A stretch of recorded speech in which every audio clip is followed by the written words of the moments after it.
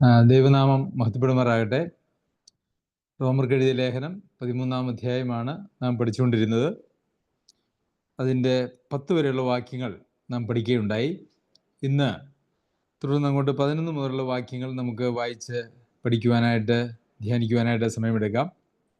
ഇത് ചെയ്യേണ്ടത് ഉറക്കത്തിൽ നിന്ന് ഉണരുവാൻ നാഴിക വന്നിരിക്കുന്നു എന്നിങ്ങനെ നിങ്ങൾ സമയത്തെ അറിയാൽ തന്നെ നാം വിശ്വസിച്ച സമയത്തേക്കാൾ രക്ഷ ഇപ്പോൾ നമുക്ക് അധികം അടുത്തിരിക്കുന്നു. ഇത് ചെയ്യുവാൻ എന്നാണ് നമ്മളിവിടെ വായിക്കുന്നത്. ഇത് ചെയ്യുവാൻ എന്ന് പറയുമ്പോൾ അതിന് തൊട്ട് മുകളിൽ പറഞ്ഞിരിക്കുന്നതായിട്ടുള്ള കാര്യങ്ങൾ എന്നാണ് മുകളിൽ പറഞ്ഞതായിട്ടുള്ള കാര്യം എന്നാണ് അർത്ഥമാക്കിയിരിക്കുന്നത്. ഇവ എന്നായിരുന്നുവെങ്കിൽ ഒരുപക്ഷെ അതിന് മുകളിൽ പറഞ്ഞിരിക്കുന്നതായിട്ടുള്ള പല കാര്യങ്ങൾ ഉൾപ്പെടുമായിരുന്നു. എന്നാൽ ഇവിടെ ഇത് എന്ന് പറയുന്നത് കൊണ്ട് നമുക്കവിടെ മനസ്സിലാക്കാൻ കഴിയുന്നത് തൊട്ട് മുമ്പ് പറഞ്ഞിരിക്കുന്ന കാര്യമാണ് ഇവിടെ പരിഗണിച്ചിരിക്കുന്നത് എന്നാണ്. എന്താണ് തൊട്ട് മുമ്പ് പറഞ്ഞിരിക്കുന്നത്? സ്നേഹത്തെക്കുറിച്ചാണ് പറഞ്ഞിരിക്കുന്നത്, അല്ലേ? 8-ാമത്തെ വാക്യം മുതൽ അന്യോന്യം സ്നേഹിക്കുന്നതല്ലാതെ ആരോടും ഒന്നും കടപ്പെട്ടിരിക്കരുതെന്നും അന്യോന്യം സ്നേഹിക്കുന്നവൻ ന്യായപ്രമാണത്തിൻ്റെ പ്രവൃത്തി നിവർത്തിച്ചിരിക്കുന്നുവെന്നും പിന്നെ എല്ലാ കൽപ്പനകളും കൂട്ടുകാരനെ നിന്നെപ്പോലെ തന്നെ സ്നേഹിക്കുക എന്ന വചനത്തിൽ സംക്ഷേപിച്ചിരിക്കുന്നുവെന്നും അതുപോലെ തന്നെ സ്നേഹം കൂട്ടുകാരൻ്റെ ദോഷവും പ്രവർത്തിക്കുന്നില്ലാത്തതുകൊണ്ട് സ്നേഹം ന്യായപ്രമാണത്തിൻ്റെ നിവൃത്തി തന്നെ. ഇത്രയും കാര്യങ്ങളാണ് നമുക്ക് ഇതിന് തൊട്ട് മുമ്പ് പറഞ്ഞിരിക്കുന്നത്. അപ്പോൾ ഇത് ചെയ്യേണ്ടത് എന്ന് പറയുമ്പോൾ അവിടെ സ്നേഹിക്കേണ്ടത് എന്നാണ് അർത്ഥമാക്കിയിരിക്കുന്നത്. അപ്പോൾ നമുക്ക് അങ്ങനെ അതിനെക്കുറിച്ച് പറയാം. സ്നേഹിക്കേണ്ടത് ഉറക്കത്തിൽ നിന്ന് ഉണരുവാൻ നാഴിക വന്നിരിക്കുന്നു എന്നിങ്ങനെ നിങ്ങൾ സമയത്തെ അറിയാൽ തന്നെ നാം വിശ്വസിച്ച സമയത്തേക്കാൾ രക്ഷ ഇപ്പോൾ നമുക്ക് അധികം അടുത്തിരിക്കുന്നു. അപ്പോൾ ഇവിടെ നമുക്ക് മനസ്സിലാക്കാനായിട്ട് കഴിയുന്നത് പലപ്പോഴും വിശ്വാസികൾ ഒരു ഉറക്കത്തിൻ്റെ അവസ്ഥയിലാണ് ഉള്ളത് എന്നുള്ളതൊരു യാഥാർത്ഥ്യമാണ്. എല്ലാ കാലത്തും ഒരു ഉണർവോടുകൂടി അല്ലെങ്കിൽ ഉണർന്ന് പ്രവർത്തിക്കുന്ന ആളുകൾ വളരെ കുറവായിട്ട് ഉണ്ടാകാൻ സാധ്യതയുണ്ട്. കാരണം 1-ാം നൂറ്റാണ്ടിൽ തന്നെ എഫെസോസിലെ സഭയിലെ ദൂതന് വെളിപ്പാട് പുസ്തകത്തിൽ നാം എഴുതി വായിക്കുമ്പോൾ അവിടെ നാം കാണുമ്പോൾ നിങ്ങളുടെ ആദ്യ സ്നേഹം വിട്ടുകളഞ്ഞു എന്നാണ് പറയുന്നത്. അപ്പോൾ സ്നേഹത്തെ സംബന്ധിച്ചിടത്തോളം അത് ആചരിക്കുന്നതിൽ എല്ലാവരും ഉറക്കത്തിൽ നിന്ന് ഉണർന്ന് പ്രവർത്തിക്കേണ്ടത് ആവശ്യമാണ്. കാരണം എന്താണ്? നാം വിശ്വസിച്ച സമയത്തേക്കാൾ രക്ഷ ഇപ്പോൾ നമുക്ക് അധികം അടുത്തിരിക്കുന്നു. റോമയിലെ സഭ ഉണ്ടായപ്പോൾ സഭയിലെ അംഗങ്ങളൊക്കെയും രക്ഷിക്കപ്പെട്ട് സഭയുടെ ഭാഗമായി തീർന്നപ്പോൾ അതിനുശേഷം ഒരുപക്ഷെ 10-20 വർഷങ്ങൾക്ക് ശേഷമാണ് ഈ ലേഖനം എഴുതുന്നത്. അപ്പോൾ കർത്താവിൻ്റെ വരവിനോട് കുറച്ചുകൂടി നാം അടുത്തിരിക്കുന്നു എന്നുള്ള നിലയിലാണ് ഇപ്പോൾ പറയുന്നിരിക്കുന്നത്. നാം വിശ്വസിച്ച സമയത്തേക്കാൾ രക്ഷ ഇപ്പോൾ നമുക്ക് അധികം അടുത്തിരിക്കുന്നു. ഇത് നമ്മുടെ ശരീരത്തിൻ്റെ വീണ്ടെടുപ്പ് അല്ലെങ്കിൽ നമ്മളുടെ പുനരുത്ഥാനം അല്ലെങ്കിൽ നമ്മുടെ കർത്താവിൻ്റെ വരവെങ്കിലുള്ള രൂപാന്തരം എന്നുള്ള കാര്യമാണ് ഇവിടെ ഉദ്ദേശിച്ചിരിക്കുന്നത് എന്ന് നമുക്ക് കാണുവാനായിട്ട് കഴിയും. നമ്മെ ഈ ലോകത്തിൽ നിന്നും അതുപോലെ തന്നെ നമ്മുടെ ഈ ജഡത്തിൽ നിന്നും നമുക്ക് തൻ്റെ പുത്രൻ്റെ സ്വരൂപത്തോടു കൂടിയ ഒരു സാദൃശ്യത്തോടു കൂടിയ ഒരു ശരീരം നമുക്ക് വീണ്ടെടുപ്പിൽ അല്ലെങ്കിൽ ഉയർപ്പിൽ നമുക്ക് ലഭിക്കും എന്നുള്ളത് നമുക്കറിയാം. അതിനെയാണ് ഇവിടെ രക്ഷ എന്ന് പറഞ്ഞിരിക്കുന്നത്. ആ രക്ഷ എന്ന് പറയുന്നത് വിശ്വസിച്ച നാളിനേക്കാൾ കുറച്ചുകൂടി അടുത്തിരിക്കുന്നുണ്ട്. അതുകൊണ്ട് എന്ത് ചെയ്യണം? ഉറക്കത്തിൽ നിന്ന് ഉണർന്ന് നിങ്ങൾ ഇത് ചെയ്യണം. ഏത് ചെയ്യണം? നിങ്ങൾ അന്യോന്യം സ്നേഹിക്കണം എന്നാണ് ഇവിടെ പറയുന്നത്. അപ്പോൾ അന്യോന്യം സ്നേഹിക്കാൻ ഒരു ഉത്സാഹം കാണിക്കാത്ത വിശ്വാസികൾ എന്ന് പറഞ്ഞാൽ അവരെക്കുറിച്ച് ഇപ്പം വചനത്തിൽ നമ്മൾ ഇവിടെ ഈ ഒരു പശ്ചാത്തലത്തിൽ അവരെക്കുറിച്ച് വായിക്കുമ്പോൾ അവർ ഉറങ്ങുന്നവരാണ്, അവർ ഉണർന്നിരിക്കുന്നവരല്ല. കാരണം വിശ്വാസത്തിൽ ഉണർന്നിരിക്കുന്ന അല്ലെങ്കിൽ വിശ്വാസ ജീവിതത്തിൽ ഉണർന്നിരിക്കുന്ന ജീവിതമുള്ള ആളുകളെ സംബന്ധിച്ചിടത്തോളം അവർക്ക് ഈ അന്യോന്യം സ്നേഹിക്കുക എന്നും സ്നേഹിച്ചുകൊണ്ട് ദൈവിക ന്യായപ്രമാണത്തെ നിവർത്തിക്കുക അല്ലെങ്കിൽ പുതിയ നിയമ ന്യായപ്രമാണത്തെ നിവർത്തിക്കുക എന്നുള്ളത് ഉറങ്ങുന്നവരെ സംബന്ധിച്ച് കഴിയുകയില്ല. അത് ഉണർന്നിരിക്കുന്നവരെ സംബന്ധിച്ച് മാത്രമേ കഴിയുകയുള്ളൂ. അപ്പോൾ നാം പ്രിയമുള്ളവരെ ഉണർന്നുള്ള ഒരു ജീവിതമാണോ ക്രിസ്ത്യ ജീവിതമാണോ നമുക്കുള്ളത്? അതെയോ കേവലം നാം ഉറങ്ങുന്നവരെ പോലെയാണോ? ഉറങ്ങുന്നവരെ പോലെയാണ് എങ്കിൽ അതിൻ്റെ അർത്ഥം എന്താ?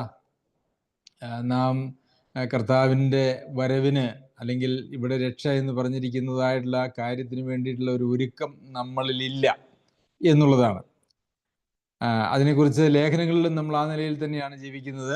നമ്മൾ ഉറങ്ങുന്നവരല്ല, ഉറങ്ങുന്നവരാകരുത്, ഉണരണം എന്നുള്ള കാര്യങ്ങളൊക്കെ നമ്മൾ ലേഖനങ്ങളിൽ പല സ്ഥലങ്ങളിലും വായിക്കുന്നുണ്ട്. അപ്പോൾ ഇവിടെ നമുക്ക് ഏറ്റവും പ്രധാനപ്പെട്ട കാര്യം എന്ന് പറയുന്നത് സ്നേഹത്തിലൂടെ, സ്നേഹം ആചരിക്കുന്നതിലൂടെ, അന്യോന്യം സ്നേഹിക്കുന്നതിലൂടെ ദൈവിക ന്യായപ്രമാണം നാം നിവർത്തിക്കണം. പുതിയ നിയമ ദൈവിക ന്യായപ്രമാണം, പഴയ നിയമത്തെക്കുറിച്ചല്ല. പഴയ നിയമത്തിലെ ന്യായപ്രമാണത്തിൻ്റെ കൽപ്പനകളല്ല. ആ കൽപ്പനകളെല്ലാം യഥാർത്ഥത്തിൽ ഈ ഒരൊറ്റ കൽപ്പനയിൽ ചെയ്യുവാനായിട്ട് കഴിയും. എന്നാൽ ഈ ഒരു കൽപ്പന പാലിക്കുന്നതോടുകൂടി ആ കൽപ്പന ഇതിലെല്ലാം അടങ്ങിയിട്ടുണ്ട് എന്നുള്ളത് നമുക്കറിയാം. എന്നാൽ യഥാർത്ഥത്തിൽ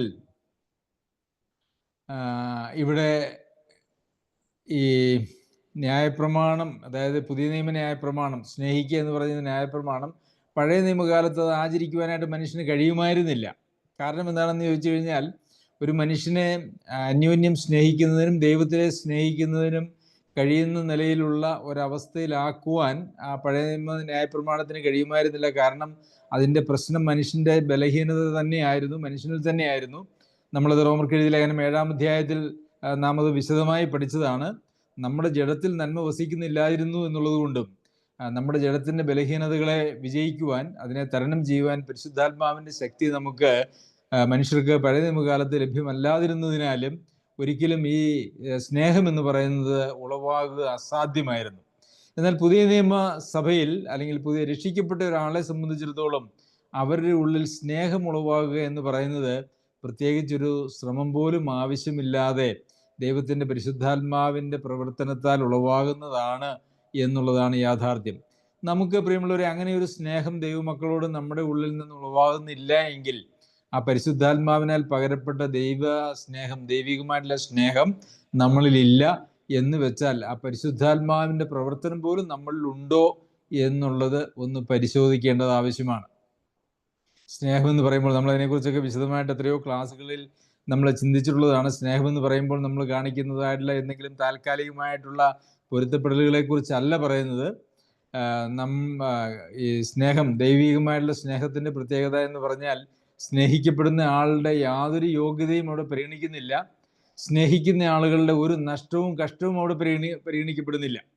സ്നേഹിക്കപ്പെടുന്ന ആളുകളുടെ ഏറ്റവും വലിയ നന്മയ്ക്ക് വേണ്ടി ഏത് കഷ്ടവും സഹിക്കുന്ന ആളാണ് ഈ സ്നേഹിക്കുന്ന ആൾ. അത് കർത്താവായ യേശുക്രിസ്തു അതാണ്, ആ സ്നേഹമാണ്, അല്ലെങ്കിൽ പിതാവായ ദൈവം ആ സ്നേഹമാണ് നമുക്ക് നൽകിയിരിക്കുന്നത്. നമ്മുടെ ഏറ്റവും വലിയ നന്മയെ കരുതി ഏറ്റവും വലിയ ത്യാഗമാണ് ത്രിയേക ദൈവം ചെയ്തത് എന്നുള്ളത് നമുക്കറിയാമല്ലോ. അപ്പോൾ ആ സ്നേഹത്തെക്കുറിച്ചാണ് നാം പറയുന്നത്.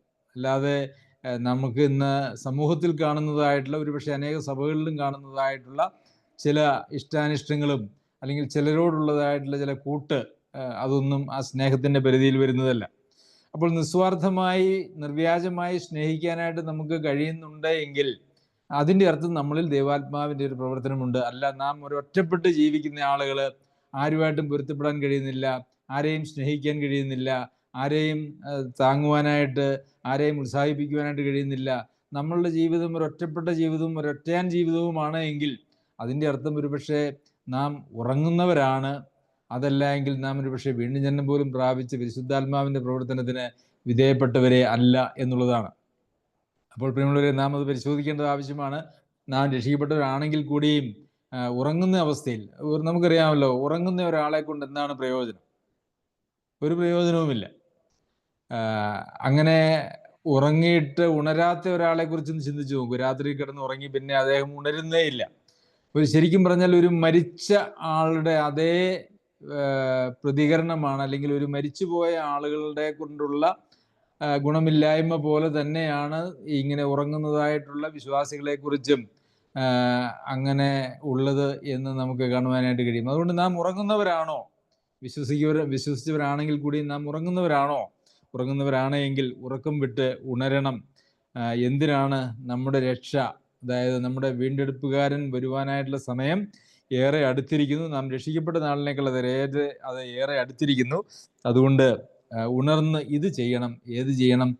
സ്നേഹത്തിലൂടെ, അന്യോന്യം സ്നേഹിക്കുന്നതിലൂടെ, പുതിയ നിയമ ദൈവിക ന്യായപ്രമാണം നാം നിവർത്തിക്കണം. ശരി, രാത്രി കഴിവാറായി, പകലെടുത്തിരിക്കുന്നു. രാത്രി കഴിവാറായി, പകലെടുത്തിരിക്കുന്നു എന്ന് ഇവിടെ പറഞ്ഞിരിക്കുന്നത്, ഈ പശ്ചാത്തലത്തിൽ പറഞ്ഞിരിക്കുന്നത് കർത്താവിൻ്റെ വരവ് അടുത്തിരിക്കുന്നു. അതായത് ഈ ലോകത്തിലെ ജീവിതം ഒരു രാത്രിയിലെ ജീവിതം പോലെയും അതുപോലെ തന്നെ കർത്താവിൻ്റെ വരവിന് ശേഷമുള്ളതായിട്ടുള്ള ജീവിതം പകലിൻ്റെ ജീവിതം പോലെയും താരതമ്യം ചെയ്തിട്ടാണ് ഇവിടെ പറഞ്ഞിരിക്കുന്നത്. എന്നാൽ ഇത് മറ്റ് പല പശ്ചാത്തലത്തിലും മറ്റ് പല വേദഭാഗത്തും വിവിധങ്ങളായിട്ടുള്ള നിലയിൽ ഈ ഒരു പ്രയോഗം ഉണ്ട് എന്നുള്ളത് നമുക്കറിയാം. അപ്പോൾ രാത്രി കഴിവാറായി, പകലെടുത്തിരിക്കുന്നു, അതുകൊണ്ട് നാം ഇരുട്ടിൻ്റെ പ്രവൃത്തികളെ വെച്ച് കളഞ്ഞ് വെളിച്ചത്തിൻ്റെ ആയുധവർഗം ധരിച്ചു കൊള്ളുക. അപ്പോൾ ഇവിടെ ഇരുട്ടിൻ്റെ പ്രവൃത്തികളെ വെച്ച് കളയണം എന്നാണ് ഇവിടെ പറഞ്ഞിരിക്കുന്നത്. അപ്പോൾ അതിൻ്റെ അർത്ഥം എന്താണ്? റോമയിലുള്ള സഭയിലെ ചില ആളുകളുടെ കയ്യിൽ ഇപ്പോഴും ഈ ഇരുട്ടിൻ്റെ പ്രവൃത്തികൾ ഉണ്ട് എന്നുള്ളതാണ്. അപ്പോൾ ഒരു രക്ഷിക്കപ്പെട്ട ഒരാളാണെങ്കിൽ കൂടിയും ആ ആളിൽ ഇരുട്ടിൻ്റെ പ്രവൃത്തികൾ ഉണ്ടാകാനായിട്ടുള്ള സാധ്യത ഉണ്ട്. ഒരാൾ വീണ്ടും ജനനം പ്രാപിക്കുമ്പോൾ അദ്ദേഹത്തിൻ്റെ എല്ലാ നിലയിലും അദ്ദേഹം ഒരു പൂർണ്ണതയിലേക്ക് വന്നിട്ടുള്ള ആളുകളല്ല, അങ്ങനെ ആരുമില്ല എന്നുള്ളത് നമുക്കറിയാം. അപ്പോൾ ഇരുട്ടിൻ്റെതായിട്ടുള്ള അല്ലെങ്കിൽ പഴയ ജീവിതത്തിൻ്റെ അല്ലെങ്കിൽ ജഡത്തിൻ്റെതായിട്ടുള്ള പല താല്പര്യങ്ങളും ഈ ജഡത്തിൽ ഉണ്ടാവുക സ്വാഭാവികമാണ്. അതൊക്കെയും വിട്ടുകളയേണ്ടത് ആവശ്യമാണ്. നമ്മൾ കൊലോസ്യർക്ക് എഴുതിയ ലേഖനം നമ്മൾ പഠിച്ചപ്പോൾ അവിടെ വിശ്വാസികൾക്കാണ്, കൊലോസ്യയിലെ സഭയ്ക്കാണ് എഴുതുന്നത്. അവിടെ എഴുതുമ്പോഴും അവിടെ പറഞ്ഞിരിക്കുന്നത് മരിപ്പിപ്പിൻ എന്ന് പറഞ്ഞിട്ടുണ്ട്. അപ്പോൾ മരിപ്പിക്കണമെങ്കിൽ ജീവനോടെ ഉള്ളത് കൊണ്ടാണല്ലോ, അതല്ലെങ്കിൽ വിട്ടുകളയണമെന്ന് പറഞ്ഞിട്ടുണ്ട്, ഉപേക്ഷിക്കണമെന്ന് പറഞ്ഞിട്ടുണ്ട്. അപ്പോൾ ഉപേക്ഷിക്കണമെന്ന് പറയുമ്പോൾ അതിൻ്റെ അർത്ഥം അത് നമ്മളോട് ചേർന്നിരിപ്പുണ്ട് എന്നുള്ളതാണ്. എബ്രായ ലേഖനത്തിൽ നമ്മൾ പഠിക്കുമ്പോൾ സകല ഭാരവും മുറുകെ പറ്റുന്ന പാപവും വിട്ട്, അപ്പോൾ മുറുകെ പറ്റുന്നതായിട്ടുള്ള പാപവും ഒരു വിശ്വാസിയുടെ ജീവിതത്തിൽ ഉണ്ടാകുവാനായിട്ടുള്ള സാധ്യതയുണ്ട്. അതുപോലെ തന്നെയാണ് ഇവിടെ നമുക്ക് കാണാനായിട്ട് കഴിയുന്നത്, ഇരുട്ടിൻ്റെ പ്രവൃത്തികളെ വെച്ച് കളയണം. അതായത് ഇരുട്ടിൻ്റെ പ്രവൃത്തികൾ നമ്മളുടെ ജീവിതത്തിൽ, നമ്മുടെ അനുദിന ജീവിതത്തിൽ അതിൻ്റെ ലാഞ്ചന, അതിൻ്റെ പ്രവർത്തനങ്ങളൊക്കെ ഒരു പക്ഷേ നമ്മളിൽ ഉണ്ടാവാനായിട്ടുള്ള സാധ്യതയുണ്ട്. അതൊക്കെ വിട്ടുകളയണം. പത്രോസ് എഴുതിയ ലേഖനത്തിലും നമ്മൾ സകല ദുഷ്ടതയും എല്ലാ നുണയും വഞ്ചനയും വ്യാജഭാവവും എന്ന് നമ്മൾ വായിക്കുന്നുണ്ട്. അതൊക്കെയും വിട്ടുകളഞ്ഞ് വചനമെന്ന മായമില്ലാത്ത പാൽ കുടിപ്പാൻ വാഞ്ചിപ്പിൻ എന്നാണ്. അപ്പോൾ പ്രിയമുള്ളവരെ, വീണ്ടും ജനനം പ്രാപിക്കുമ്പോൾ നമ്മെ വിശുദ്ധരായി നീതീകരിക്കപ്പെട്ടവരായി ദൈവം വിശ്വാസത്താൽ പ്രഖ്യാപിക്കുമ്പോൾ അത് ഒരു അവസാനമല്ല, അതൊരു തുടക്കം മാത്രമാണ്. ഒരു ക്രിസ്തുവിനോട് കൂടെയുള്ള ഒരു ജീവിതത്തിൻ്റെ ഒരു തുടക്കം മാത്രമാണ്. അങ്ങനെ തുടങ്ങിയാൽ നമ്മളത് പൂർത്തീകരിക്കേണ്ടത് ആവശ്യമാണ്. അത് പൂർത്തീകരിക്കുന്നത് നമ്മളാണോ എന്ന് ചോദിച്ചാൽ നമ്മളിൽ അതിനൊരു ഉത്തരവാദിത്വമുണ്ട്. അത് പൂർത്തീകരിക്കുന്നത് ദൈവമാണ്. ദൈവം നമ്മളിൽ പ്രവർത്തിക്കുവാനായിട്ട് പക്ഷെ നാം നമ്മെ തന്നെ ദൈവത്തിന് സമർപ്പിക്കേണ്ടത് ആവശ്യമാണ്. റോമർക്ക് എഴുതിയ ലേഖനം 12-ാം അധ്യായം പഠിച്ചപ്പോൾ നാം അതിനെക്കുറിച്ച് വിശദമായി ചിന്തിക്കുകയുണ്ടായി. നമ്മുടെ ശരീരങ്ങളെ ജീവനും വിശുദ്ധിയും ദൈവത്തിന് പ്രസാദവുമുള്ള യാഗമായി സമർപ്പിപ്പിൻ. അപ്പോൾ നമ്മുടെ ഇച്ഛാശക്തി ഉപയോഗിച്ച് നാം നമ്മെ തന്നെ ദൈവത്തിന്, നമ്മുടെ അവയവങ്ങളെ, നമ്മുടെ ശരീരങ്ങളെ സമർപ്പിക്കുമ്പോൾ ദൈവം നമ്മളിൽ ചെയ്യുന്നതായിട്ടുള്ള പ്രവൃത്തിയാണ് ഈ വിശുദ്ധീകരണം എന്ന് പറയുന്നത്. അപ്പോൾ ഇരുട്ടിൻ്റെ പ്രവൃത്തികൾ എന്തൊക്കെയാണ് നമ്മുടെ ജീവിതത്തിൽ ഉള്ളത് എന്നുള്ളത് നമ്മൾ വളരെ ഒന്ന് പരിശോധിക്കേണ്ടത് ആവശ്യമാണ്. യഥാർത്ഥത്തിൽ ഗലാത്യർക്ക് എഴുതിയ ലേഖനം 5-ാം അധ്യായത്തിൽ ജഡത്തിൻ്റെ പ്രവൃത്തികൾ എന്ന് പറഞ്ഞുകൊണ്ടൊരു ലിസ്റ്റ്, മുതലായവ എന്ന് പറഞ്ഞുകൊണ്ടൊരു ലിസ്റ്റ് നമുക്ക് കാണാനായിട്ട് കഴിയും. അത് പരിപൂർണമായിട്ടുള്ളൊരു ലിസ്റ്റ് അല്ല, മറിച്ച് അതിൽ ഈ കാര്യങ്ങളുമുണ്ട് എന്നുള്ളത് നമുക്കറിയാമല്ലോ. അപ്പോൾ അതൊക്കെ നമ്മളിൽ ഉണ്ട് എങ്കിൽ, ആ ജഡത്തിൻ്റെ പ്രവൃത്തികൾ നമ്മളിൽ ഉണ്ട് എങ്കിൽ അതിനെ തന്നെയാണ് ഇരുട്ടിൻ്റെ പ്രവൃത്തികൾ എന്നും പറയുന്നത്. അത് പിശാചിൽ നിന്നോ അല്ലെങ്കിൽ നമ്മുടെ ജഡത്തിൽ നിന്നോ ഉള്ള എല്ലാ കാര്യങ്ങളും ഇരുട്ടിൻ്റെ പ്രവൃത്തികളാണ്. അപ്പോൾ ഈ ഇരുട്ടിൻ്റെ പ്രവൃത്തികളെ വെച്ച് കളയേണ്ടതിന് അതെന്തൊക്കെയാണ് എന്നുള്ളത് ഒന്ന് വായിച്ച് അത് ഒന്ന് ചിന്തിച്ച് വെച്ച് കളയേണ്ടത് ആവശ്യമാണ്. പലപ്പോഴും ഈ ഇരുട്ടിൻ്റെ പ്രവൃത്തികൾ നമ്മളുടെ ഉള്ളിൽ നിലനിർത്തിക്കൊണ്ടുള്ള ഒരു ക്രിസ്തീയ ജീവിതമാണ് ഇന്ന് ലോകത്തിൽ ആളുകൾക്ക് എപ്പോഴും താല്പര്യമായിട്ടിരിക്കുന്നത്. കാരണം അവിടെ പ്രത്യേകിച്ച് എന്തെങ്കിലും വിട്ടുകൊടുക്കേണ്ടതായിട്ടുള്ള ആവശ്യമോ നഷ്ടം സഹിക്കേണ്ടതായിട്ടുള്ള ആവശ്യമോ ഒന്നുമില്ല. എല്ലാം നമ്മുടെ ജീവിതത്തിൻ്റെ ഭാഗമായി നിലനിർത്തിക്കൊണ്ട് മുമ്പോട്ട് പോകുവാനായിട്ടുള്ളൊരു താല്പര്യമാണ് പലപ്പോഴും ആളുകൾക്കുള്ളത്. നമ്മൾ ഇന്നത്തെ ക്രിസ്തീയ ലോകത്തെ നാം പരിശോധിച്ചാൽ അത് തന്നെയാണ് നമുക്ക് കാണാനായിട്ട് കഴിയുന്നത്. ക്രിസ്തീയ ജീവിതത്തെ അങ്ങനെ വളരെ ഗൗരവത്തോടു കൂടി കാണുന്ന ഒരു കാഴ്ചപ്പാട് പോലും ഇന്ന് ആളുകൾക്കില്ല. എനിക്ക് എൻ്റേതായിട്ടുള്ള ചില സ്വഭാവങ്ങളുണ്ട്, എൻ്റേതായിട്ടുള്ള ചില രീതികളുണ്ട്, അതെന്നിൽ തന്നെ ഇരിക്കും. പിന്നെ ഞാൻ വേണമെങ്കിൽ സഭായോഗങ്ങളിലൊക്കെ വരാം, അല്ലെങ്കിൽ ഞാൻ വേണമെങ്കിൽ രക്ഷിക്കപ്പെടാം, അല്ലെങ്കിൽ സ്നാനപ്പെടാം എന്നൊക്കെയുള്ളതായ ചില രീതികൾ, അല്ലെങ്കിൽ അങ്ങനെയുള്ള ചില വാക്കുകൾ മാത്രമാണ് അനേകരിൽ നിന്നും ഉണ്ടാകുന്നത്. ഇരുട്ടിൻ്റെ പ്രവൃത്തികളെ വെച്ച് കളഞ്ഞുകൊണ്ടുള്ള ഒരു ക്രിസ്തീയ ജീവിത ശൈലി ആളുകൾക്ക് പൊതുവെ താല്പര്യമില്ല. ഈ ജഡത്തിൻ്റെ അല്ലെങ്കിൽ ഇരുട്ടിൻ്റെ ചെയ്തികളെ, ഇരുട്ടിൻ്റെ പ്രവൃത്തികളെ വിട്ടുകളയുന്നതിനെക്കുറിച്ച് പഠിപ്പിച്ചാൽ പോലും അത് കേൾക്കുവാനോ അതല്ലെങ്കിൽ നേരിട്ട് സംസാരിച്ചു കഴിഞ്ഞാൽ അത് ഉൾക്കൊള്ളുവാനോ ഒന്നും ആളുകൾക്ക് യാതൊരു മനസ്സും ഈ കാലഘട്ടത്തിൽ ഇല്ല എന്നുള്ളതൊരു യാഥാർത്ഥ്യമാണ്. അത് സഭയിൽ മാത്രമല്ല, ഈ കാലഘട്ടത്തിൽ മാതാപിതാക്കന്മാർ മക്കളെ ഒന്ന് ശാസിക്കാനോ തിരുത്തുവാനോ ശ്രമിച്ചാൽ അത് ഇന്ന് നടപ്പില്ല.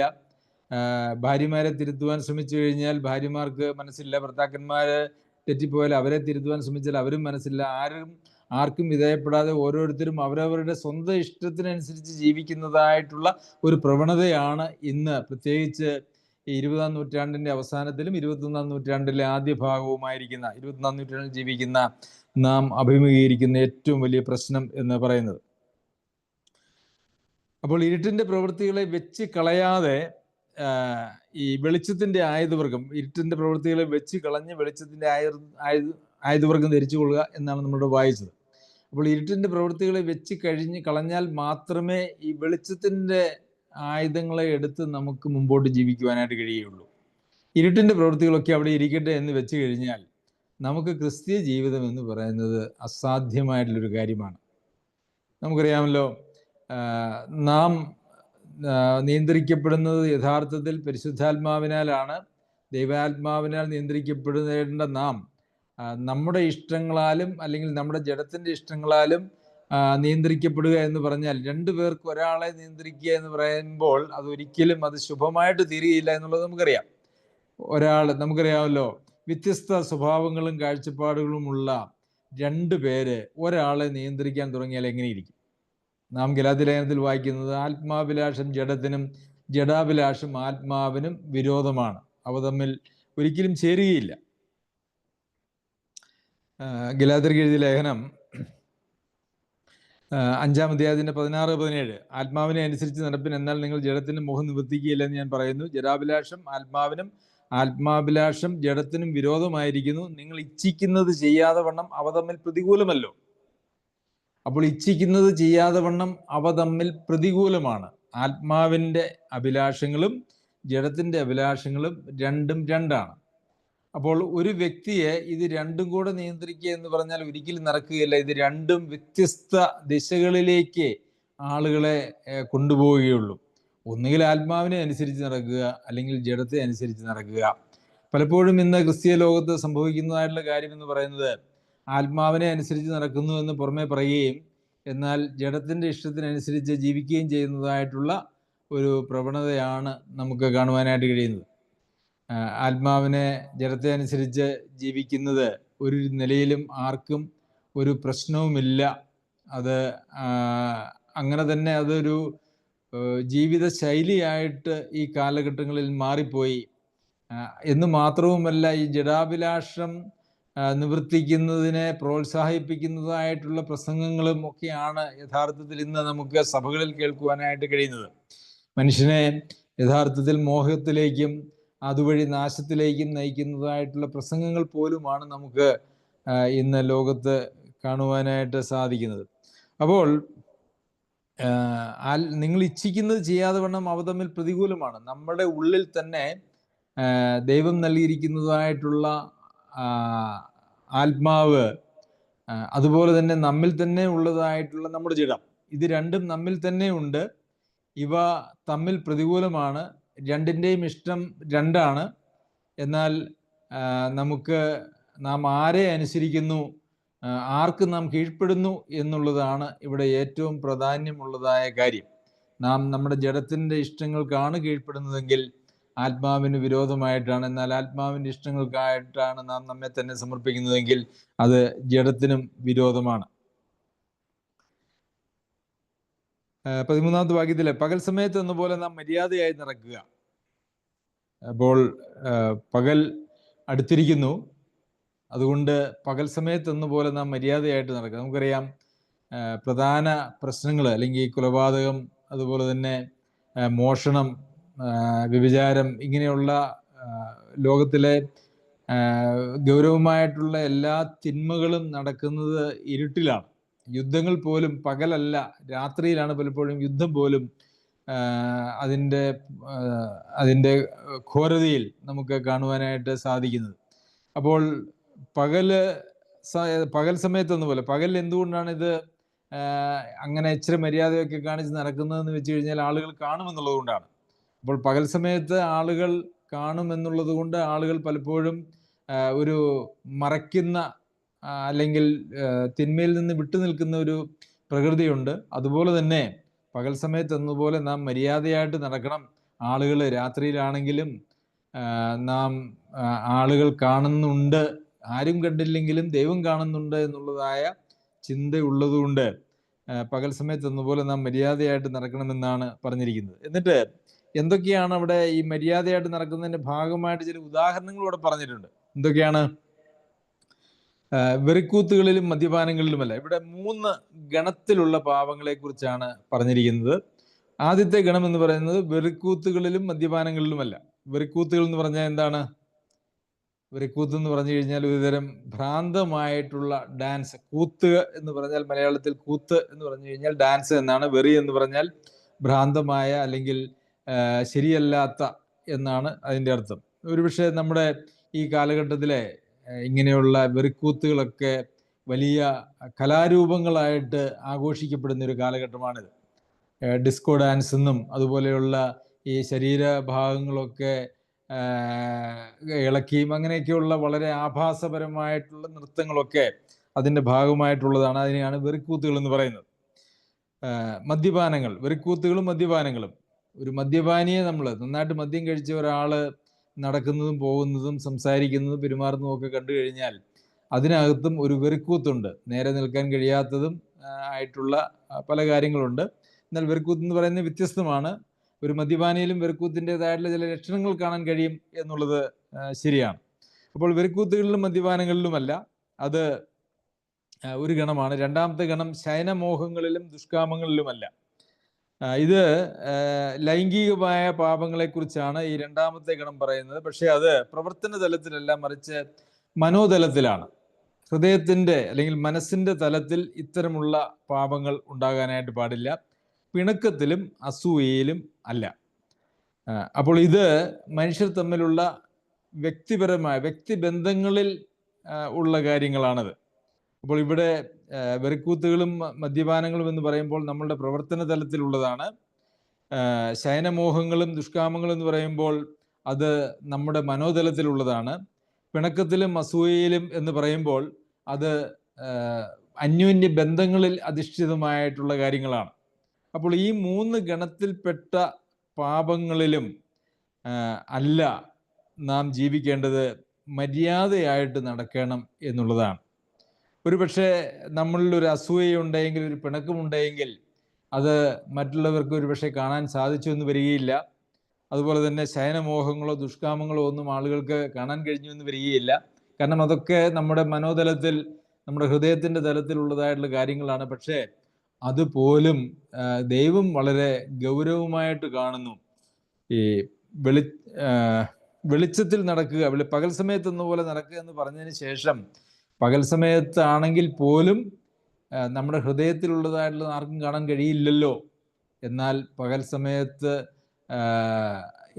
പോലും നാം നടക്കണം, പകൽ സമയത്ത് എന്ന പോലെ നടക്കണമെന്ന് പറയുമ്പോൾ നമ്മുടെ ഹൃദയത്തിലും ആ ഒരു വെളിച്ചം നമുക്ക് ആവശ്യമാണ്. ഹൃദയത്തിൻ്റെ തലത്തെയും ദൈവം വളരെ ഗൗരവമായിട്ട് നോക്കുന്നു എന്നുള്ളത് നാം മനസ്സിലാക്കേണ്ടതായിട്ടുള്ള ആവശ്യമുണ്ട്. പ്രിയമുള്ളവരെ, ഹൃദയത്തിൻ്റെ തലത്തിലുള്ള അല്ലെങ്കിൽ മനസ്സിൻ്റെ തലത്തിലുള്ള പാപത്തെ പലപ്പോഴും ആളുകൾ ഗൗരവമായിട്ട് കാണാറില്ല എന്നുള്ളതാണ് ഒരു യാഥാർത്ഥ്യം. ഒരുപക്ഷെ മദ്യപാനവും ആക്ഷരികമായിട്ടുള്ള വ്യഭിചാരമോ കൊലപാതകമോ മോഷണമോ ഒക്കെ നാം വളരെ ഗൗരവമായിട്ടൊരു പക്ഷേ കണ്ടേക്കാം. എന്നാൽ നമ്മുടെ മനസ്സിൻ്റെ തലത്തിലുള്ളതായിട്ടുള്ള പാപങ്ങളെ അത്രത്തോളം ഗൗരവമായിട്ട് നാം കാണാറില്ല. അത് നമ്മുടെ ആത്മീക അധപ്പതനത്തിൻ്റെ ഒരു ലക്ഷണമാണ് എന്ന് നമുക്ക് മനസ്സിലാക്കുവാനായിട്ട് സാധിക്കും. പലപ്പോഴും ആളുകളോടുള്ള വിരോധവും വൈരാഗ്യവും വെറുപ്പും ഒക്കെ വെച്ചുകൊണ്ട് ആളുകൾ ദീർഘകാലം ജീവിക്കുന്നത് ഞാൻ ശ്രദ്ധിച്ചിട്ടുണ്ട്. അങ്ങനെയുള്ള ആളുകൾ ആത്മീയമായിട്ടുള്ള ശുശ്രൂഷകൾ ചെയ്യുന്നതും ശുശ്രൂഷകളിൽ പങ്കെടുക്കുന്നതും, ചെയ്യുന്നവരുമുണ്ട്, പങ്കെടുക്കുന്നവരുമുണ്ട്, സഭയെ നയിക്കുന്നവരുണ്ട്. നമുക്കറിയാമല്ലോ, ഈ സഭാ ശുശ്രൂഷകന്മാർ തമ്മിൽ ഇന്ന് സോഷ്യൽ മീഡിയയിൽ പോലും എത്രയോ രൂക്ഷമായ പരുഷമായ വാക്കുകൾ ഉപയോഗിച്ചാണ് അന്യോന്യം ഏറ്റുമുട്ടുന്നത് എന്ന് നമുക്ക് കാണുവാനായിട്ട് സാധിക്കും. ഒരു സഭയിൽ തന്നെ ആളുകൾ അങ്ങോട്ടും ഇങ്ങോട്ടും വെറുപ്പ് വെച്ചുകൊണ്ട് ജീവിക്കുന്നത് ഒരുപക്ഷെ നമ്മളൊക്കെ ഒരുപക്ഷെ അംഗങ്ങളായിരുന്ന പഴയ സഭകളിലൊക്കെ നമുക്കത് കാണുവാനായിട്ട് സാധിക്കും. അതൊരിക്കലും ശുഭമായിട്ടുള്ളൊരു കാര്യമല്ല. അന്യോന്യം സ്നേഹിക്കുവാൻ, അല്ലേ, സ്വന്തം ജീവനെ പോലും ഏത് നഷ്ടവും സഹിച്ച് സ്വന്തം ജീവനെ പോലും പകച്ച് സ്നേഹിക്കുവാൻ ഉത്തരവാദിത്തപ്പെട്ട ആളുകൾ അവരെ അന്യോന്യം വെറുപ്പും പകയും അസൂയയും വെച്ചുകൊണ്ടിരിക്കുക എന്ന് പറഞ്ഞാൽ അത് എത്രയോ ഒരു വിരോധാഭാസമാണ്. ഒരിക്കലും ദൈവാത്മാവ് ഒരാളിൽ ഉണ്ടെങ്കിൽ അവർക്ക് അങ്ങനെ ഒരു വെറുപ്പ് വെച്ചുകൊണ്ട് ജീവിക്കുക എന്ന് പറയുന്നത് അസാധ്യമായിട്ടുള്ളൊരു കാര്യമാണ്. അതെപ്പോഴാണ് സാധ്യമാകുന്നത് എന്ന് വെച്ചാൽ ആ ആദ്യ സ്നേഹം തള്ളിക്കളഞ്ഞ് ജഡത്തിൻ്റെ ഇഷ്ടത്തിലേക്ക്, ജഡാഭിലാഷത്തിലേക്ക് തിരിയുന്ന ആളുകൾക്ക് മാത്രമേ അങ്ങനെ ജീവിക്കുവാനായിട്ട് കഴിയുകയുള്ളൂ. അല്ലാതെ ആർക്കും അങ്ങനെ ജീവിക്കുവാനായിട്ട് കഴിയുന്നതല്ല. പിന്നെ കർത്താവായ യേശു ക്രിസ്തുവിനെ തന്നെ ധരിച്ചു കൊള്ളുവിൻ, മോഹങ്ങൾ ജനിക്കുമാറ് ജഡത്തിനായി ചിന്തിക്കരുത്. അപ്പോൾ കർത്താവായ യേശുവിനെ തന്നെ ധരിച്ചു കൊള്ളുവിൻ. അപ്പോൾ നാം ഗലാത്യർക്ക് എഴുതിയ ലേഖനത്തിൽ നാം വായിക്കുന്നത് എന്താണ്?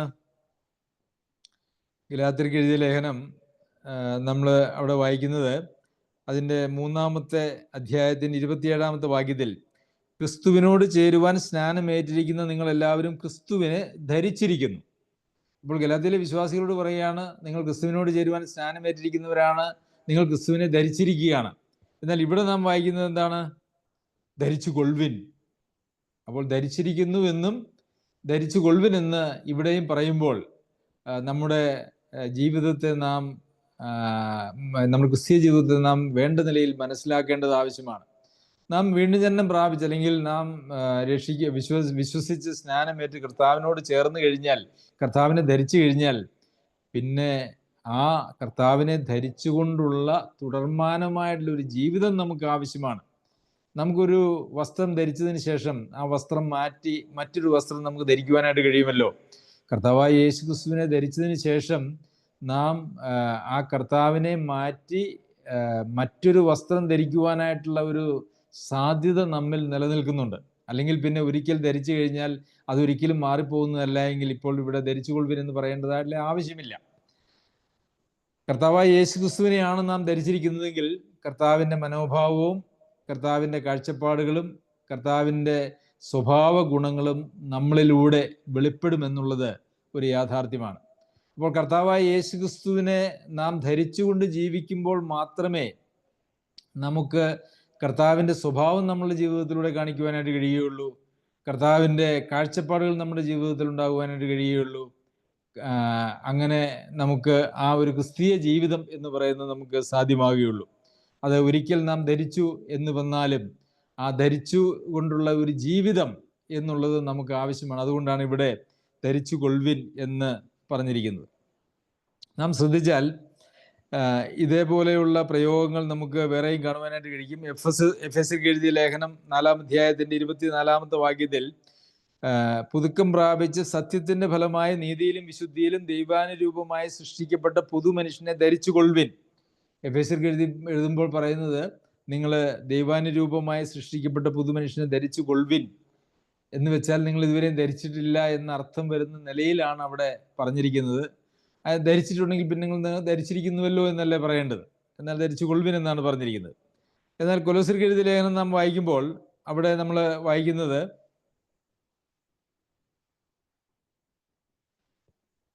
തന്നെ സൃഷ്ടിച്ചവന്റെ പ്രതിമപ്രകാരം 3-ാം അധ്യായത്തിന്റെ 10 മുതൽ 12 വരെയുള്ള വാക്യങ്ങൾ. തന്നെ സൃഷ്ടിച്ചവന്റെ പ്രതിമപ്രകാരം പരിജ്ഞാനത്തിനായി പുതുക്കം പ്രാപിക്കുന്ന പുതിയ മനുഷ്യനെ ധരിച്ചിരിക്കുന്നുവല്ലോ. ഇവിടെ പുതിയ മനുഷ്യനെ ധരിച്ചിരിക്കുന്നുവല്ലോ എന്ന് പറയുന്നു. എഫേസ്യർക്ക് ലേഖനം എഴുതുമ്പോൾ പുതിയ മനുഷ്യനെ ധരിച്ചു കൊള്ളുവിൻ എന്ന് പറയുന്നു. അപ്പോൾ വീണ്ടും ജനനം പ്രാപിക്കുമ്പോൾ യഥാർത്ഥത്തിൽ നാം ക്രിസ്തുവിനെ ധരിക്കുകയാണ് ചെയ്യുന്നത്. എന്നാൽ ആ ക്രിസ്തുവിനെ ധരിച്ചുകൊണ്ടുള്ള ഒരു ജീവിതമായിരിക്കണം നമ്മളുടെ ജീവിതം മുൻപോട്ട് കൊണ്ടുപോകേണ്ടത് എന്നുള്ളത് നമുക്ക് ഇവിടെ കാണുവാനായിട്ട് സാധിക്കും. അതുകൊണ്ടാണ് ധരിച്ചു കൊള്ളുവിൻ എന്ന് പറയുവാനായിട്ട് ഇടയായി തീർന്നത്. അതുകൊണ്ട് പ്രിയമുള്ളവരെ, നാം കർത്താവായ യേശു ക്രിസ്തുവിനെ ധരിച്ചിരുന്നു ഒരു ദിവസം. ആ കർത്താവായ യേശു ക്രിസ്തുവിനെ ധരിച്ചിരുന്നതായ നാം അതിൽ തന്നെ നിലനിൽക്കുകയാണോ? അതിൽ നിന്ന് നാം മാറിപ്പോയിട്ടുണ്ടോ? അതായത് കർത്താവായ യേശു ക്രിസ്തുവിനെ ധരിച്ച് കർത്താവിൻ്റെ വഴിയിൽ നാം നടക്കുവാൻ തുടങ്ങിയിട്ട് ആ കർത്താവിനെ വിട്ട് നമ്മളുടേതായിട്ടുള്ളൊരു വഴിയിലേക്ക് നാം നീങ്ങിയിട്ടുണ്ടോ എന്നുള്ളതാണ് ചോദ്യം. നിങ്ങളുടെ ഹൃദയത്തിൽ യേശുവിനെ കർത്താവായി വിശുദ്ധീകരിപ്പിനെന്ന് നമ്മൾ വായിക്കുന്നു. എന്തുകൊണ്ടാണ് കർത്താവായി സ്വീകരിച്ചത്? നമ്മുടെ ജീവിതത്തിലേക്ക് യേശുവിനെ കർത്താവായി സ്വീകരിച്ചതാണെങ്കിൽ പിന്നെ നമ്മുടെ ഹൃദയത്തിൽ കർത്താവായി വിശുദ്ധീകരിപ്പിൻ എന്ന് പറയുന്നതിൻ്റെ ആവശ്യം എന്താണ്? ആ കർത്തൃത്വത്തെ വിട്ട്, ആ അധികാരത്തെ വിട്ട്, ആ അവസ്ഥ വിട്ട് നമുക്ക് നമ്മളുടെ സ്വന്തം അവസ്ഥയിലേക്ക് നമുക്ക് പോകുവാനായിട്ടുള്ളൊരു സാധ്യത നിലനിൽക്കുന്നു എന്നുള്ളത് കൊണ്ടാണ് അങ്ങനെ പറയേണ്ടി വരുന്നത്. അത് നമുക്ക് വചനത്തിലുടനീളം നമുക്കത് കാണുവാനായിട്ട് സാധിക്കും. അതുകൊണ്ട് പ്രിയമുള്ളവരെ, നാം കർത്താവിനെ തന്നെ ധരിച്ചാണോ ജീവിക്കുന്നത്? കർത്താവിനെ തന്നെയാണ് ധരിച്ചാണ് ജീവിക്കുന്നതെങ്കിൽ കർത്താവിൻ്റെ ഇഷ്ടങ്ങൾ നമ്മുടെ ഇഷ്ടങ്ങളും, കർത്താവിൻ്റെ മനോഭാവങ്ങൾ നമ്മുടെ മനോഭാവങ്ങളും, കർത്താവിൻ്റെ കാഴ്ചപ്പാടുകൾ നമ്മുടെ കാഴ്ചപ്പാടുകളും, കർത്താവിൻ്റെ സ്വഭാവ ഗുണങ്ങൾ നമ്മുടെ സ്വഭാവ ഗുണങ്ങളുമായിട്ട് മാറിയിട്ടുണ്ടാവും. അങ്ങനെ മാറുന്നില്ല എങ്കിൽ നാം ക്രിസ്തുവിനെ ധരിച്ചുകൊള്ളുവിൻ എന്നുള്ള പ്രമാണത്തെ നാം ഏറ്റെടുത്ത് നാം മുമ്പോട്ട് പോകേണ്ടത് ആവശ്യമാണ്. അവസാനത്തെ വാക്യം, മോഹങ്ങൾ ജനിക്കുമാറ് ജഡത്തിനായി ചിന്തിക്കരുത്. അപ്പോൾ ഇവിടെ ജഡത്തിനായിട്ട് ചിന്തിക്കുന്ന ഒരു ചിന്തയെക്കുറിച്ച് പറയുന്നുണ്ട്. അതുപോലെ തന്നെ ആത്മാവിൻ്റെ ഇഷ്ടം, ജഡത്തിൻ്റെ ഇഷ്ടം, ജഡത്തിനായിട്ട് ചിന്തിക്കുക. അപ്പോൾ ഈ ജഡം എന്നിൽ വളരെ സ്ട്രോങ് ആണ്, ജഡത്തിൻ്റെ പ്രശ്നം വലിയൊരു പ്രശ്നമാണ് എന്നൊക്കെ ഒരു പക്ഷേ നമ്മൾ ചിന്തിക്കാറുണ്ട്. നമുക്കങ്ങനെ വിജയിക്കാൻ കഴിയാത്തതായിട്ടുള്ള ജഡികമായ സ്വഭാവങ്ങൾ അല്ലെങ്കിൽ പാപ സ്വഭാവങ്ങൾ ഉണ്ട് എന്ന് പലരും പലപ്പോഴും പറയാറുണ്ട്. അത് ഒരുപക്ഷെ അവർ പറയുന്നത് മറ്റു ചില നല്ല ഭാഷ ഉപയോഗിച്ചായിരിക്കും. ബൈബിളൊക്കെ അനുസരിച്ച് ജീവിക്കാൻ ആരെ കൊണ്ട് സാധിക്കും? അങ്ങനെ ജീവിക്കുന്നത് ആരാ ഉള്ളേ? നിങ്ങൾ അങ്ങനെ ജീവിക്കുന്ന ആളുകളാണോ? അങ്ങനെയൊക്കെ ചോദിക്കുന്ന ചോദ്യത്തിൻ്റെ യഥാർത്ഥത്തിൽ അടിത്തട്ടിലുള്ള മനോഭാവം എന്ന് പറയുന്നത് ഇതാണ്. ഏത്? ഈ ജഡത്തിനെ അനുസരിച്ചല്ലാതെ ജീവിക്കുക എന്ന് പറയുന്നത് പ്രയാസമാണ്. അത് എന്തുകൊണ്ടാണെന്ന് ചോദിച്ചു കഴിഞ്ഞാൽ ജഡത്തിനായിട്ട് ചിന്തിക്കുന്നു എന്നുള്ളതാണ്. നമ്മളുടെ ചിന്തയിലാണ് പാപങ്ങളുടെ നല്ലൊരു ശതമാനം പാപങ്ങളുടെ ഉത്ഭവം എന്ന് പറയുന്നത്. ചിന്തയിൽ മാത്രമല്ല, നമ്മുടെ ശരീരത്തിലും ശരീരത്തിൻ്റെതായിട്ടുള്ള പ്രവർത്തനങ്ങൾ പാപത്തിന് കാരണമായി തീരും. അതുപോലെ തന്നെ നമ്മുടെ മനസ്സിലാണ് ബഹുഭൂരിപക്ഷം പാപങ്ങളും ഉടലെടുക്കുന്നത്. അപ്പോൾ നമ്മളുടെ ചിന്തകളെ നിയന്ത്രിക്കുവാനായിട്ട് ദൈവാത്മാവിനാൽ നാം പരിശീലിക്കപ്പെടുമ്പോൾ, അല്ലെങ്കിൽ ആത്മാവിൻ്റെ ശക്തിയാൽ നാം നമ്മുടെ ചിന്തകളെ നിയന്ത്രിക്കുമ്പോൾ ജഡത്തിൽ മോഹങ്ങൾക്ക് വേണ്ടി നാം നിന്നു കൊടുക്കുകയില്ല എന്നുള്ളതാണ് അതിൻ്റെ അർത്ഥം. അപ്പോൾ എൻ്റെ ജഡത്തിൻ്റെ പ്രവൃത്തിയുടെ മേൽ എനിക്ക് യാതൊരു വിജയവും ഇല്ല, വിജയിക്കാൻ സാധിക്കുന്നില്ല എന്ന് പറഞ്ഞാൽ അതിൻ്റെ അർത്ഥം എന്താണെന്നറിയാമോ? ആ ജഡത്തിൻ്റെ മോഹങ്ങൾക്ക് വേണ്ടി നാം വളവും വെള്ളവും ഇട്ട് മനഃപൂർവ്വമായിട്ട് കൊടുക്കുന്നു എന്നുള്ളതാണ്. തെറ്റായിട്ടുള്ള മോഹങ്ങൾ നമ്മളിൽ ജനിക്കുമ്പോൾ നമുക്ക് ആ മോഹങ്ങളെ വേണ്ട എന്ന് വെച്ച് നമുക്ക് ഒരു പാട്ട് പാടാനോ അല്ലെങ്കിൽ വചനം വായിക്കാനോ ഒരു സന്ദേശം കേൾക്കാനോ അല്ലെങ്കിൽ പ്രാർത്ഥിക്കാനോ ഒക്കെ സാധിച്ചാൽ അയ്യോ എനിക്ക് പറ്റില്ല, എനിക്ക് അങ്ങനെ ജഡത്തിൻ്റെ മോഹങ്ങൾക്കായിട്ട് ഞാൻ അങ്ങനെ മോഹിച്ച് ചിന്തിച്ചാൽ മാത്രമേ എനിക്ക് ജീവിക്കാനേ കഴിയുള്ളൂ എന്നൊന്നും ആരും പറയുമെന്ന് ഞാൻ വിചാരിക്കുന്നില്ല. അങ്ങനെ ഒരു പ്രശ്നമൊന്നുമില്ല. നമ്മുടെ ഇച്ഛാശക്തിയിൽ നമുക്ക് ഒരു മോഹത്തെ വേണ്ട എന്ന് വെച്ച് മറ്റൊരു നല്ല കാര്യത്തിലേക്ക് തിരിയുവാനായിട്ട് നമുക്ക് കഴിയും. അതൊരു യാഥാർത്ഥ്യമാണ്. പക്ഷേ പലപ്പോഴും നാം ഈ ജഡത്തിൻ്റെ മോഹങ്ങൾക്ക് വേണ്ടിയിട്ട് നാം അതിൽ രസിക്കുകയോ അതിന് നാം വളമിട്ട് കൊടുക്കുകയോ ചെയ്യുമ്പോഴാണ് അത് ഒരു പ്രശ്നമായിട്ട് തീരുന്നത്. എന്നാൽ അങ്ങനെയുള്ള മോഹങ്ങളുടെ സാധ്യതകൾ വരുമ്പോൾ തന്നെ അത് വിട്ട് ശരിയായിട്ടുള്ള നിലയിൽ ദൈവവചന പ്രകാരമുള്ള ചിന്തകളാൽ നമ്മെ നിയന്ത്രിക്കുവാൻ അത് നമ്മളുടെ ഒരു ഉത്തരവാദിത്വമാണ്. അതിന് വേണ്ടുന്നതായിട്ടുള്ള ശക്തിയും കൃപയും നൽകുന്നത് ദൈവമാണ്. ദൈവം ശക്തിയും കൃപയും നൽകുന്നു എന്നുള്ളത് കൊണ്ട് നമുക്ക് അത് സാധ്യമാകും എന്നില്ല. മറിച്ച് ദൈവത്തിൻ്റെ ശക്തിയും കൃപയും നാം ഉപയോഗിക്കേണ്ടത് ആവശ്യമാണ്. ദൈവത്തിൻ്റെ കൃപ എപ്പോഴും നമുക്ക് ലഭ്യമാണ്. നമുക്ക് കൃപ തരണമേ എന്ന് പ്രാർത്ഥിക്കേണ്ടതായിട്ടുള്ള ആവശ്യമില്ല. കൃപ ദൈവം ഒരിക്കലും പിടിച്ചു വയ്ക്കുകയില്ല. എന്നാൽ ആ കൃപ നമുക്ക് ഉപയോഗിക്കാനായിട്ട് മനസ്സുണ്ടോ, അല്ലെങ്കിൽ ആ പരിശുദ്ധാത്മാവിൻ്റെ ശക്തിയിൽ നമുക്ക് ആശ്രയിക്കുവാനായിട്ട് നമുക്ക് മനസ്സുണ്ടോ എന്നുള്ളതാണ് വിഷയമെന്ന് പറയുന്നത്.